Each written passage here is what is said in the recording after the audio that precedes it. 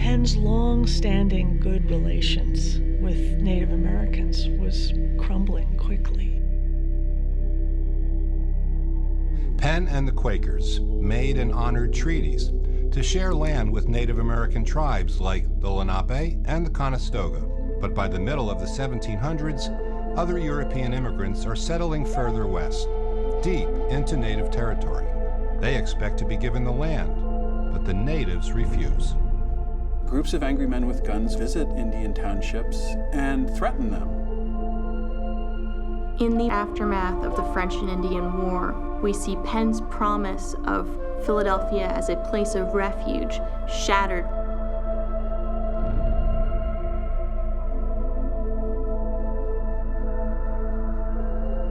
The Paxton Boys were not boys at all. They were Scotch-Irish farmers. Paxton is just an anglicization of a Scotch-Irish name for a district out near Lancaster. This is the territory that is still under the control of Native Americans. And you have French and British troops that are amassing around as well. This is a whole place in conflict. During the French and Indian War, several Native American tribes ally with the French and attack Scots-Irish colonists settling in Pennsylvania's hinterland. People are killed, and the stories are so terrifying. Natives burn the houses down, they mutilate and burn the bodies of the dead, they scalp their victims. The Paxton Boys blame the Quaker-dominated pacifist government in Philadelphia for ignoring the consequences of a growing frontier and their own demands for protection. You have Scots-Irish believing that the Quakers are deliberately refusing to protect them because the Quakers have it in for the Scots-Irish. Quakers believe the Scotch-Irish were a bunch of provocative thugs who are deliberately creating controversy and stirring up trouble with the Indians.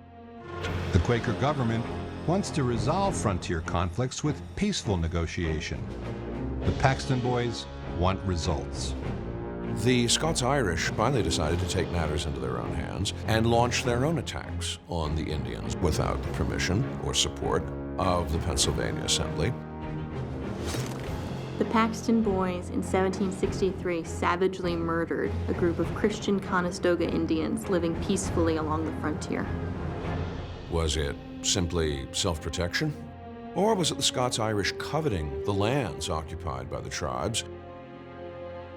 This is clearly theatrical violence. It's no less horrifying for that, but it's impersonal, it's meant to make a point, and it's meant to affect politics. To Philadelphians, the Paxton Boys' motives are unclear. The Assembly feels humiliated and embarrassed that they can't extend law and order into the countryside in a way that will matter. Now the government sees the Paxton Boys as criminals and sympathizes with the massacred Conestogas. Benjamin Franklin is particularly horrified. He writes an editorial playing on the emotions of people. He talks about families being broken, mothers pleading for the lives of their children. He imagines the site of the killings in kind of hallucinatory detail in a way that's meant to move readers in the city. After the publishing and popularity of Franklin's pamphlet, the Paxton Boys realized that the government still does not take their grievances seriously. They decide to come to Philadelphia and confront the government face to face.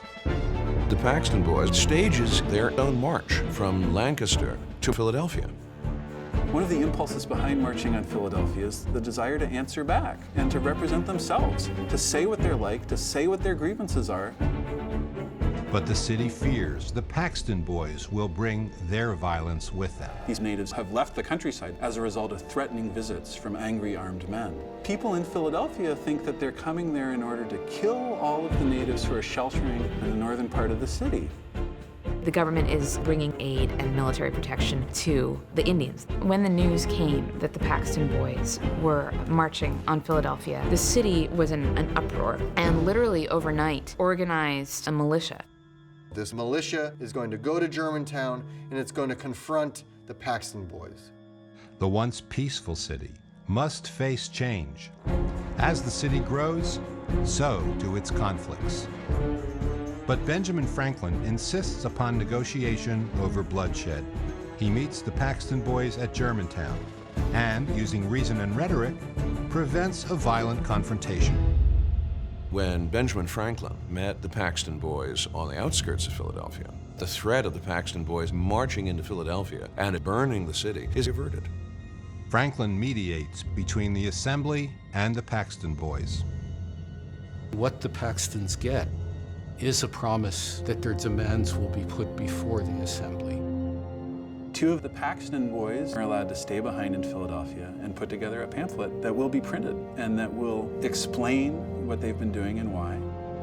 In fact, many of the Paxton demands for expanded representation are addressed, not fully, but changes begin to be made. The constituents that the government is supposed to represent have shown up with angry voices to demand things. People see the power of popular mobilization and they start to imagine politics in a new, much less quiet way.